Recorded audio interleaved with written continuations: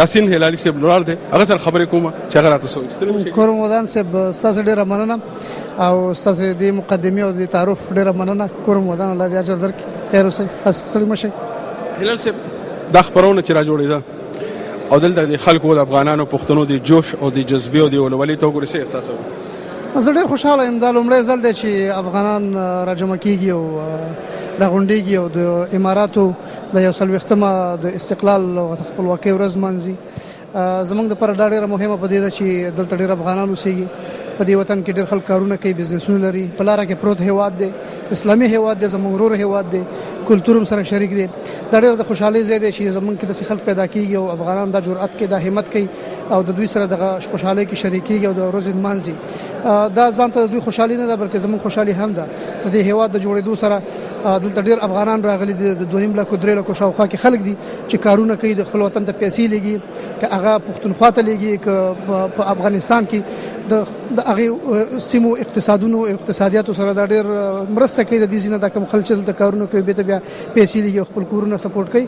نو دا د خوشحالۍ ځای دی. زه ډېر خوشحاله یم. موږ د دې لپاره پخوا هم ډېرې زیاتې هڅې کړې وې او دا ښه دی چې افغانانو ته خدای پاک توفیق ورکړي چې د لومړي ځل دپاره داسې یو کار کوي چې دې خلکو ته وایي چې موږ سره ورونه یو، موږ ته په ښه نظر تاسې وګورئ، ځکه موږ ته هم تاسو ته په ښه نظر باندې ګورو او تاسې چې کوم ستاسو خوشحالیانې دي، ستاسو ښې ورځې دي، زموږ شریکې دي او موږ یې ډېره قدرداني کوو. د متحده ایالاتو حکمرانان دي که شیخان دي که د حکومت دی، دا په ټوله اسلامي دنیا کې او بیا په ټوله نړۍ کې د دې ډېر اثر دی. نو څنګه د افغانستان د امن د عمل چې دی پکې خپل رول لوبولی چې څه خواص وکړي؟ دا خلک چې دي دا ډېر هوښیار خلک دي، دوی خپلې ګټې پېژني. په افغانستان کې چې هر قسم نظام راغلی دی، که هر قسم خلک راغلي، دوی د هغوی سره ځان اډجسټ کړی دی، خپلو ګټو سره ګرځي. مثلا دوی دپاره دا ډېره مهمه ده چې دلته افغانان خوشحاله وي، دلته افغانان په تکلیف کې نه وي او دلته افغانان او پښتانه هغوی دوی ته څه مشکل جوړ نه کړي. لکه بل ملک راغلي خلک دي، نو لکه د بل هر ملک کوشش کوي چې خپل استقرار او خپل ثبات وساتي. دې دپاره دا خلک هم په دې کوشش کې دي. مثلا که د طالبانو نظام راغلی هم دوی په اعتراف وکړي، ځکه دوی پوهېده چې د افغانستان سره ډېر زیات ټریډ لري، خلک ځي راځي، خلکو سره پاسپورټونه دي، نو هغوی به څه کوي که موږ د نظام په رسمیت ونه پېژنو؟ دوی خپلې ګټې پېژني، موږ هم باید خپلې ګټې وپېژنو. لکه دا نن چې کوم پروګرام جوړ شوی دی دا زموږ د ګټو د پېژندلو یو نمونه ده. موږ باید د خلکو سره روابط ولرو، هغه هم اقتصادي روابط هم کلتوري روابط. دا خلک زموږ په هېواد کې ډېر مهم رول لوبولی شي په امنیت کې. دوی به په خپلو ګټو په دوربین کې موږ ته ګورو، خو دا به زموږ د چالاکي او زموږ هوښیارۍ چې دوی نه څومره استفاده کوو چې زموږ په هم ځان ته په اقتصاد کې نه بلکې زموږ د هېواد په سکیورټي په امنیت کې هم دوی مهم رول ولري او څه قسم دوی داسې یو کارونه وکړي چې هغه زموږ د ولس په ګټه باندې تمام شي. هلال صاحب دا نننۍ غونډه چې دا پر افغانستان په لنډو ټکو کې راته په افغانستان او د متحده عرب اماراتو په تعلقاتو څه تاثیر دا اول ځل دی. موږ نه پوهېږو چې تعلقاتو باندې به څومره تاثیر وکړي، لیکن موږ هیله لرو چې دا به زموږ په علاقاتو باندې ډېر تاثیر ولري. موږ دلته سکول نه لرو د افغانانو، موږ دلته ثقافتي مرکز نه لرو، زموږ سفارتونه په دې کې پرله پسې ناکام شوي دي. موږ هیله لرو چې دا پروګرام چې اوس ولس جوړ کړی، سفارت نه دی جوړ کړی، حکومت نه دی جوړ کړی، نو زموږ د ولسي روابط به قوي کړي او دوی سره به موږ وکړی شو چې دوی په دې قانع کو چې یاره ځان ته دلته بزنس کاونسل نه دی پکار بلکې دلته یو کلچرل سنټر هم پکار دی، کلچرل کاونسل هم پکار دی، دلته چې دی یو سکول هم پکار دی. موږ ته یو نه بلکې ډېر 3 لکه کسان یو او چې ټول پښتانه راوالي په لکونو لکونو خلک یو، 1 ملیون خلک یو. یعنې دا مطلب چې موږ ته لږ تر لږه یو 10 سکولونه 12 سکولونه پکار دي، یو نه موږ د یونیورسيټي پکار ده. دا زموږ بچي چې بهر ځي او پیسې مصرفوي، دا موږ د پیسې مصرفو یا خلک واپس پاکستان ته ځي او یا افغانستان ته بیرته ځي.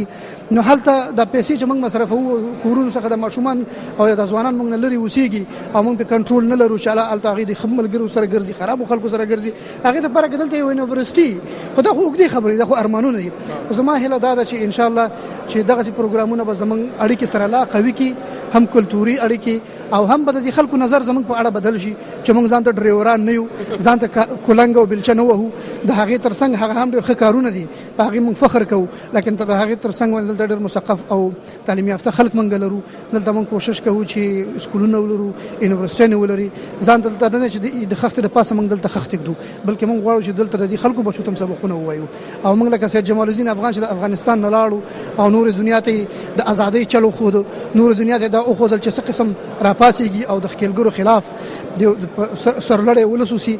داسې هم موږ هم د خپل وطن سفیرانو دلته راغلي او د خلکو ته وایو چې موږ چې د ښه خلک یو او دغه پروګرامونه تاسو سره په خوشاله یو کې موږ ځکه ځانو شریکو چې موږ رښتیا زموږ سوچونه غټ دي صرف افغاني سوچ نه دی بلکې بین المللي او نړیوال سوچ دی موږ سره موږ ټول انسانانو ته په یو نظر ګورو او هم غواړو چې د ټول دنیا سیال اوسو نو زه هیله لرم چې ان شاء الله دا چې غونډه به زموږ کلتوري اقتصادي سیاسي او نور هر ډول ورورولي او اړیکې سره لا کلکې کړي ما هم په 10 کال مسافرای کې په متحده عرب اماراتو کې نه داسې غونډه لیدلې نه یو کوم مې نه لیدلې چې د آزادۍ او د استقلال راځي په دې توګه باندې لري چې افغانان باندې ډېر مننه تاسو کور مودان مهرباني کور مودان صاحب ډېر مننه ستړي مشي اسد الله رو ستړي مشي زار صاحب ډېر مننه استاد داود نه د ټایم نه چې تاسو